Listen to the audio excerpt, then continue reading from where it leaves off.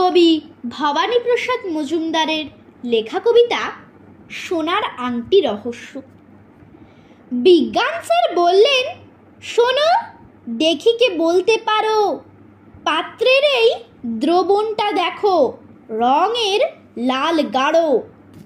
এবারে আমার হাতের সোনার আংটিটা খুলে নিয়ে ফেলে দিলাম এই দ্রবণের মাঝে। দেখলে তো মন দিয়ে? এখন তোমরা বলো দেখি ভেবে, ফাঁকিবাজি চলবে না? আমার সোনার আংটিটা গলে যাবে নাকি গলবে না? কারো মুখে আর কোনো কথা নেই, নেই কারো কোনো সাড়া।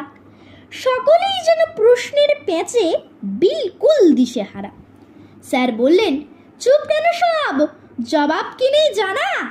দাও বলে, গলে যাবে কি যাবে না দ্রবণে আংটিখানা? সকলেই চুপ। একটি ছাত্রী, নাম যার সুহাসিনী, বললে হেসেই, আংটিটা স্যার গলবে না কোনো দিনই।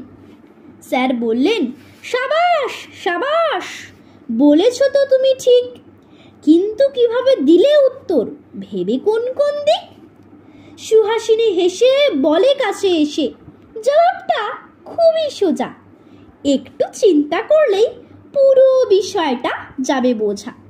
বলুন তো স্যার, সত্যিই দামি আংটিটা গলে গেলে আপনি কি ওটা অত অনায়াসে দিতেন দ্রবণে ফেলে?